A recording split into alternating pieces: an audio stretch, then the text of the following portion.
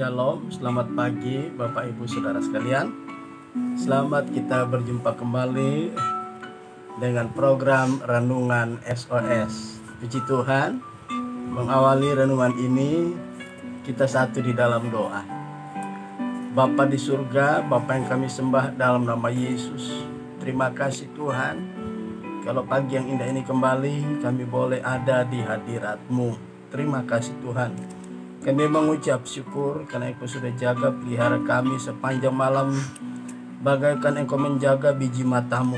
Kami boleh mengalami petiduran yang nyenyak, sehingga Tuhan pagi yang indah ini kembali Engkau boleh bangunkan kami dengan keadaan roh, jiwa, dan tubuh yang diberkati oleh Tuhan. Terima kasih Bapa, terima kasih Tuhan. Mari Roh Kudus tolong kami agar supaya dalam renungan ini kami mampu menangkap pesan-pesan Tuhan melalui renungan yang akan sama-sama kami dengarkan. Terima kasih Bapa. Di dalam berkat nama Yesus Tuhan dan Allah kami sudah berdoa dan mengucap syukur kepadamu. Haleluya. Amin. Puji Tuhan. Nah, baik Bapak Ibu Saudara sekalian, kita akan meneruskan judul renungan kita pagi hari ini, merupakan yang bagian terakhir ya, dengan judul Tuhan Sumber Keberhasilan ya. Nah, baik, saya akan merunut kembali dari bagian awal ya. Sekarang kita masuk pada bagian yang kelima, yang terakhir. Sebelum saya akan masuk dalam bagian yang kelima, menjelaskan tentang bagian yang kelima dalam renungan kita ini, kita lihat bagian pertama ya dari renungan ini, judulnya orang-orang yang melibatkan Tuhan ya, mengandalkan Tuhan dalam seluruh aspek ya, seluruh aktivitasnya, maka ia akan mengalami keberhasilan demi keberhasilan dalam membangun segala sesuatu ya. Itu yang dijelaskan dari ayat yang pertama dari Mazmur 127 demikian. Nyanyian Siarah Salomo. Jikalau bukan Tuhan yang membangun rumah, sia-sialah usaha orang yang membangunnya. Jikalau bukan Tuhan yang mengawal kota, sia-sialah pengawal berjaga-jaga. Nah, dalam segala aktivitas kita, dalam kita membangun apapun itu, jika kita melibatkan Tuhan, mengandalkan Tuhan, maka keberhasilan demi keberhasilan akan kita alami ya. Ayat yang kedua dikatakan, sia-sialah kamu bangun pagi-pagi dan duduk-duduk sampai jauh malam, dan makan roti yang diperolehnya dengan susah payah, sebab ia memberikannya kepada yang dicintainya pada waktu tidur. Ayat 2 ini mau menjelaskan bahwa jika segala sesuatu yang kita lakukan di luar Tuhan, tidak mengandalkan Tuhan, tidak melibatkan Tuhan, semuanya sia-sia ya. Sia-sia dalam artian di sini adalah hasilnya tidak akan maksimal. Itu yang kedua ya. Yang ketiga dikatakan di ayat yang ketiga, sesungguhnya anak lelaki adalah milik pusaka daripada Tuhan, dan buah kandungan adalah suatu upah. Bagian yang ketiga di sini menyadarkan kita bagi orang yang selalu melibatkan Tuhan, dia akan berhasil dalam menjalankan tanggung jawabnya ya. Ayat yang keempat, demikian bunyi firman Tuhan, seperti anak-anak panah di tangan pahlawan, demikianlah anak-anak pada masa mudanya ya. Bagian yang keempat ini berbicara bahwa orang tua harus menyadari bahwa tanggung jawab mereka yang paling utama adalah mereka harus membangun, melahirkan generasi ya, penerus yang memiliki masa depan ya. Seperti anak-anak panah di tangan pahlawan, demikianlah anak-anak pada masa mudanya. Bagian yang kelima dari ayat ini berkata, berbahagialah orang yang telah membuat penuh tabung panahnya dengan semuanya itu. Ia tidak akan mendapat malu apabila ia berbicara dengan musuh-musuh di pintu gerbang. Haleluya. Saudaraku yang kekasih, bagian yang kelima adalah orang yang selalu melibatkan Tuhan, mengandalkan Tuhan dalam segala aktivitasnya, apapun aktivitas kita ya, profesi kita, itu akan dibuat Tuhan berhasil menjadi saksi ya. Nah, menjadi saksi ini merupakan salah satu amanat agung daripada Tuhan ya. Mari kita lihat Kisah Rasul pasal yang pertama ayat yang ke-8 ya. Menjadi saksi ini adalah salah satu amanat agung daripada Tuhan ya. Kisah 1:8 demikian bunyi firman Tuhan. Tetapi kamu akan menerima kuasa kalau Roh Kudus turun ke atas kamu, dan kamu akan menjadi saksiku di Yerusalem dan di seluruh Yudea dan di Samaria dan sampai ke ujung bumi. Nah, saudaraku, ini merupakan amanat agung daripada Tuhan ya, supaya kalau kita bertemu dengan musuh-musuh kita, atau ya dalam tanda petik musuh di sini ya, siapapun yang tidak masuk dalam kategori orang percaya, kita Tuhan akan buat berhasil menjadi saksi ya. Mari kita lihat ayat yang kelima ini dikatakan, berbahagialah orang yang telah membuat penuh tabung panahnya dengan semuanya itu ya. Nah, kehidupan orang percaya di sini dikatakan bagaikan sebuah tabung ya. Tabung tempat apa ya? Berbahagialah orang yang telah membuat penuh tabung panahnya dengan semuanya itu. Tabung apa, saudara? Tabung panah ya, tabung anak panah ya. Seorang pahlawan, seorang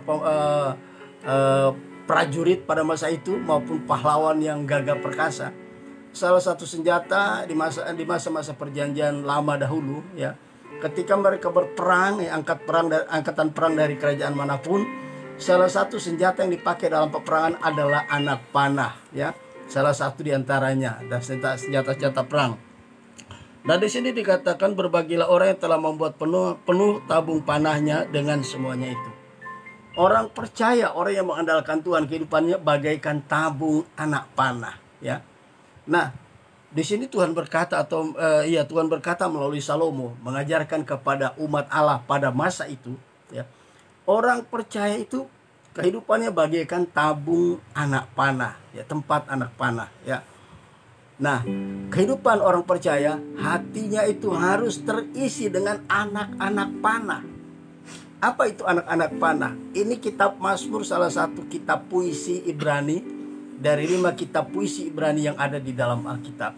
Jadi kalau kita ya menafsirkan bacaan-bacaan ini tidak boleh seringkali harus secara analogi ya, bersifat analogi atau kiasan ya.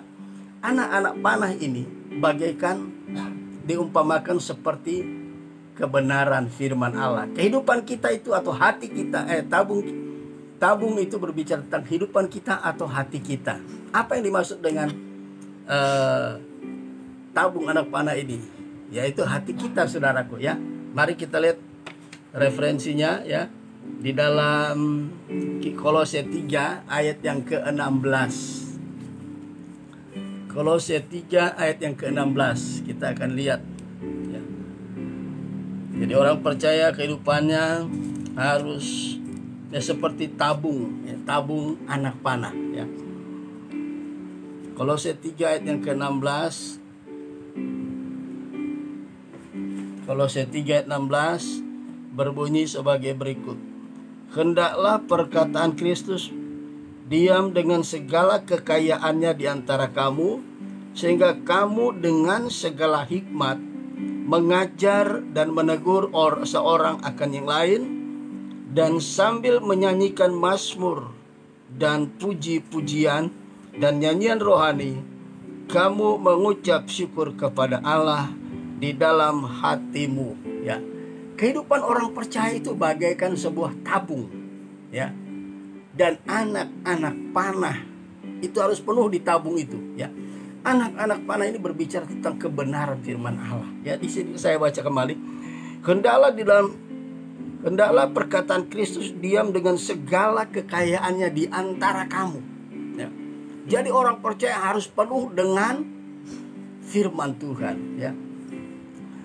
Ada lagu yang berkata, ya, hidupku sebagai bejana, ku bawa ke sungaimu, penuhkanku dengan firman-Mu. Amin, saudaraku. Kehidupan kita bagaikan sebuah bejana yang perlu diisi, ya. Tadi dikatakan tabung. Tabung ini berbicara hati kita. Harus diisi penuh dengan firman Tuhan, ya. Anak-anak panah, ya. Mengapa orang percaya harus penuh dengan kebenaran firman Allah dalam hidupnya, dalam hatinya? Seperti tadi dikatakan, ya. Sehingga ayat Kolose 3:16 bagian selanjutnya berkata, sehingga kamu dengan segala hikmat. Ketika hati kita penuh dengan firman Allah itu akan menghasilkan hikmat dalam kehidupan orang percaya, ya. Sehingga kamu dengan segala hikmat mampu mengajar, ya. Kedua, mampu menegur orang lain, ya. Yang ketiga, kita mampu menghasilkan pujian penyembahan bagi Tuhan, ya. Di sini dikatakan saya baca sekali lagi bagian B-nya, sehingga kamu, ya, sehingga kamu dengan segala hikmat mengajar dan menegur seorang akan yang lain, dan sambil menyanyikannya mazmur dan puji-pujian dan nyanyian rohani, kamu mengucap syukur kepada Allah di dalam hatimu. Orang percaya harus penuh dengan kebenaran firman Allah di dalam hatinya, ya. Agar supaya kita mampu mengajar, menegur orang, menaikkan pujian penyembahan kepada Tuhan di dalam hati kita, ya. Ini yang Tuhan mau, ya. Dengan demikian itu akan menjadi kesaksian bagi orang yang mendengar, orang yang belum percaya kepada Tuhan, ya. Nah, ini yang perlu kita perhatikan, saudaraku, ya. Nah, mari kita baca bagian B-nya, ya. Kemudian dikatakan, ya, mengapa kita harus penuh dengan firman Allah, ya. Ia tidak akan mendapat malu apabila ia berbicara, ya. Ia tidak akan mendapat malu apabila ia berbicara dengan musuh-musuh di pintu gerbang, ya. Di tempat-tempat dimanapun kita pergi dan berada, jika kita penuh dengan kebenaran firman Allah, kita akan mampu berapologetika, ya. Kita mampu, ya, berapologet, ya, beradu argumentasi, bukan mempertahankan kebenaran kita, tapi kita mampu berargumentasi, menyatakan kebenaran firman Allah. Tugas seorang saksi hanya menyatakan sebuah kebenaran. Kebenaran apa? Kebenaran firman Allah tentang Injil, tentang Tuhan. Supaya musuh-musuh kita, dalam tanda petik orang-orang yang belum percaya kepada Tuhan, mereka akan mendengarnya dan mereka mungkin mendapat anugerah Tuhan. Mereka bisa diselamatkan, mereka bisa menjadi seperti kita, orang-orang yang percaya kepada Tuhan, ya. Mari kita lihat Ayub pasal 22 ayat 22, ya. Ayub pasal 22 ayat yang ke-22. Ya, ini perlu kita perhatikan, ya.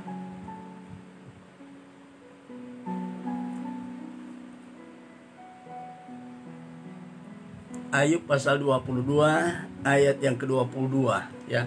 Berbahagialah, ya. Saya akan baca lagi kembali Mazmur 127, ya, sementara Ayub 22 ayat 22 sedang dicari, ya.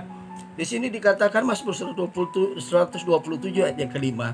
Berbahagialah orang yang telah membuat penuh tabung panahnya, dengan semuanya itu membuat penuh kehidupannya. Tabung anak panah itu dengan anak panah.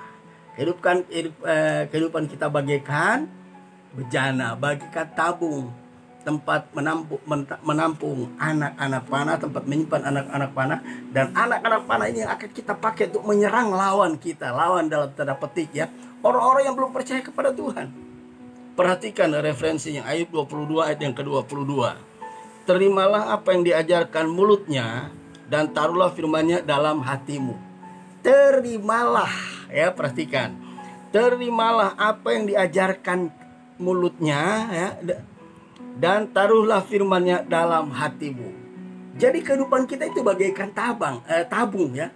Hati kita bagaikan tabung, dan anak panah itu adalah firman Allah, ya. Terimalah kebenaran firman Allah, baik itu keras maupun lembut, baik itu manis maupun pahit, baik itu menyegarkan maupun menyakitkan. Terimalah kebenaran firman Allah, ya. Dan taruhlah itu, ya, terimalah, ya. Saya baca lagi, terimalah apa yang diajarkan mulutnya, dan taruhlah firman itu di dalam hatimu, ya.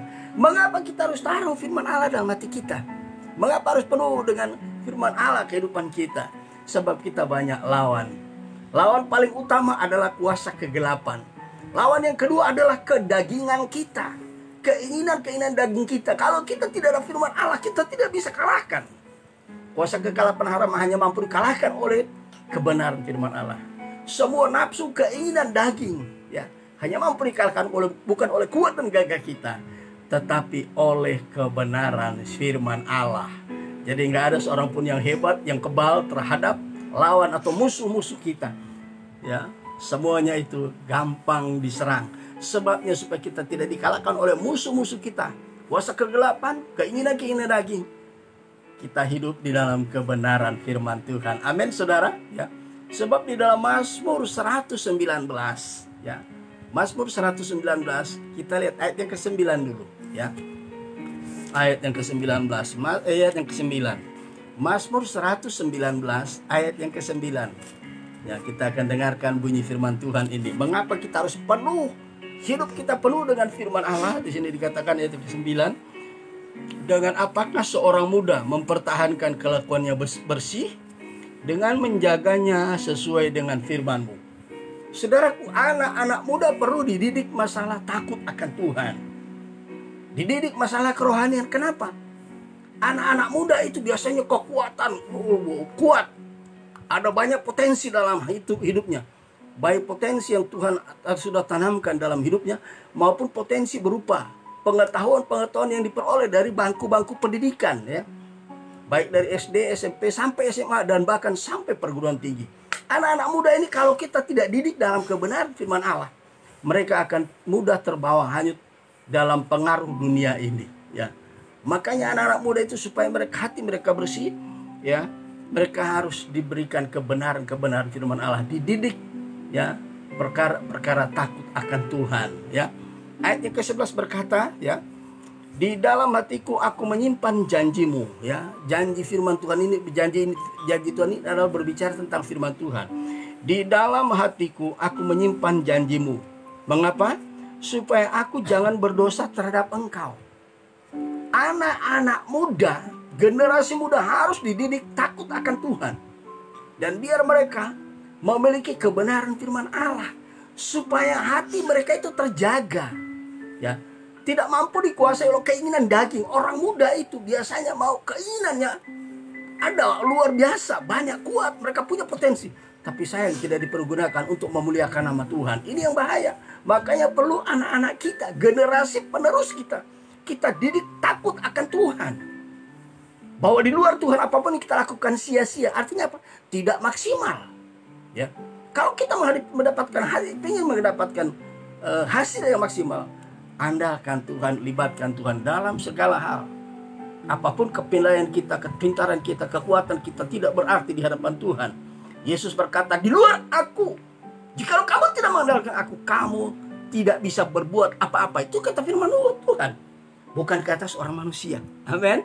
Nah, Mazmur 127 ayat yang kelima dikatakan bagian akhir, ia tidak akan mendapat malu apabila ia berbicara, ya, di pintu, di hadapan musuh-musuhnya, di pintu gerbang.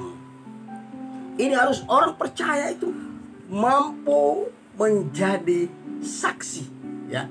Mari kita lihat ayat-ayat referensinya, ya. Kisah Rasul pasal 28 ayat 23 dan ayat yang ke-24. Kisah Rasul pasal 28. Kisah Rasul pasal 28 ayat yang ke-23 sampai ayat yang ke-24. Puji Tuhan, demikian bunyi firman Tuhan, ya. Kisah Rasul 28 ayat 23 sampai 24, demikian firman Tuhan. Lalu mereka menentukan suatu hari untuk Paulus, ya, Perhatikan, lalu mereka menentukan suatu hari untuk Paulus. Pada hari yang ditentukan itu, datanglah mereka dalam jumlah besar ke tempat tumpangannya. Ya. Ia menerangkan dan memberi kesaksian kepada mereka tentang kerajaan Allah. Dan berdasarkan hukum Musa dan kitab para nabi, ia berusaha meyakinkan mereka tentang Yesus. Hal itu berlangsung dari pagi sampai sore. Orang percaya yang membuat penuh, hatinya penuh dengan kebenaran firman Allah, ia akan mampu berapologetika, menjelaskan tentang kerajaan Allah dan tentang Yesus. Haleluya. Ya. Di sini perhatikan, saya bacakan sekali lagi. Pada hari yang ditentukan itu, datanglah mereka dalam jumlah yang besar ke tempat tumpangannya. Ia menerangkan dan memberi kesaksian kepada orang-orang musuh-musuh, ya, orang-orang yang belum percaya Tuhan, ya, tentang apa? Tentang kerajaan Allah dan tentang Yesus Kristus yang adalah Tuhan dan Juru Selamat. Saudaraku, kita lihat, kalau kita punya hati penuh dengan firman Allah, kita akan mampu berapologetika, mampu menerangkan, mampu memberikan kesaksian tentang kerajaan Allah, tentang siapa Yesus, ya. Nah, kemarin kita akan meneruskan pembacaannya di dalam ayat yang ke-30 dan ayat 31 dari Kisah Rasul pasal 28, ya. Ayat 30 dan 31, demikian bunyi firman Tuhan. Dan Paulus tinggal 2 tahun penuh di rumah yang disewanya sendiri. Ia menerima semua orang yang datang kepadanya dengan terus terang dan tanpa rintangan apa-apa. Ia memberitakan kerajaan Allah dan mengajar tentang Tuhan Yesus Kristus. Mengapa kita harus penuh dengan firman Allah? Supaya kita mampu berhasil menjadi saksi yang baik bagi kemuliaan dan kebesaran nama Tuhan. Puji Tuhan. Bagian yang kelima ini sudah selesai.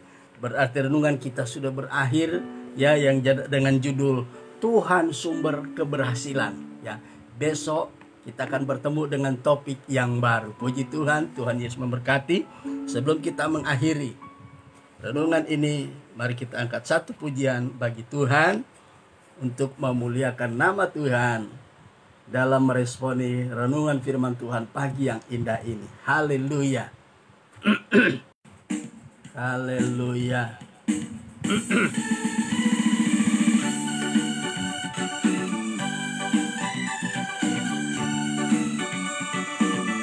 Haleluya, haleluya.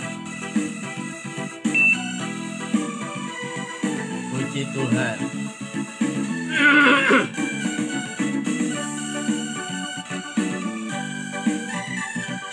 Haleluya. Mari kita nyanyi bersama-sama pujian ini untuk meresponi kebenaran firman Allah yang kita sudah dengarkan. Haleluya.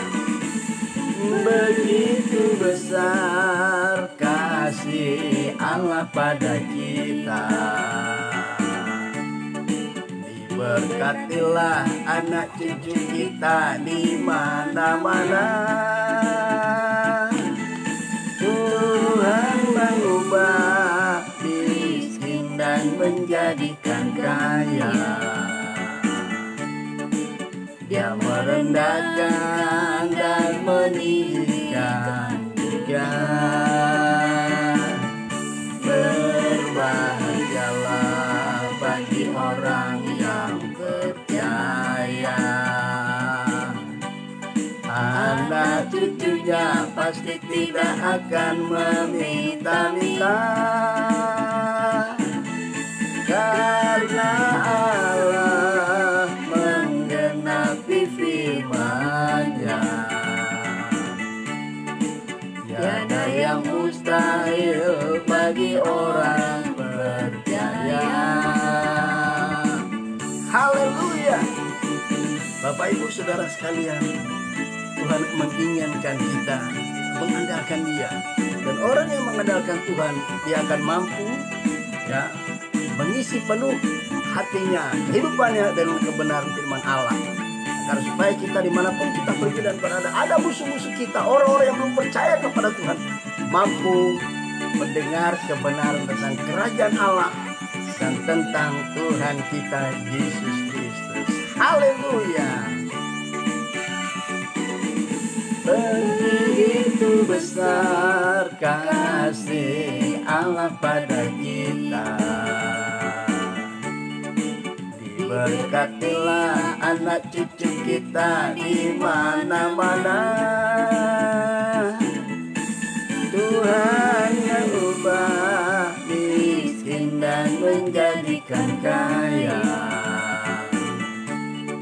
Dia merendahkan dan meninggikan juga.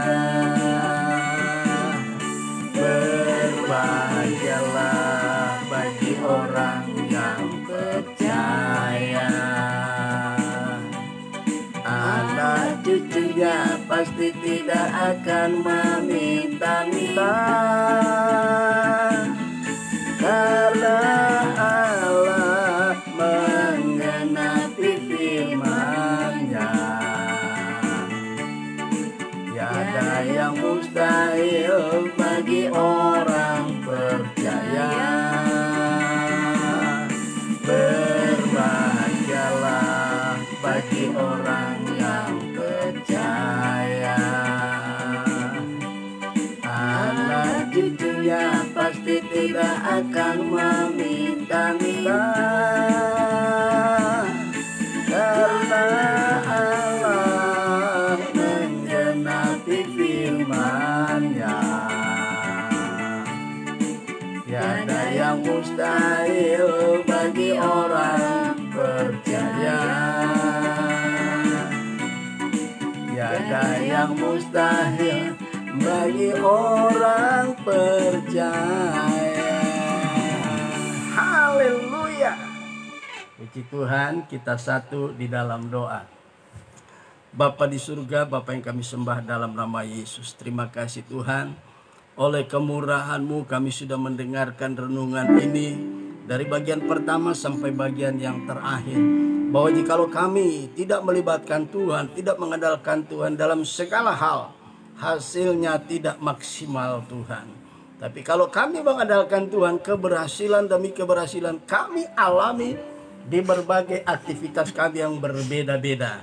Apapun yang kami buat, apapun yang kami bangun, pasti berhasil. Terima kasih Tuhan Roh Kudus, mari meteraikan kebenaran firman-Mu dalam hati kami.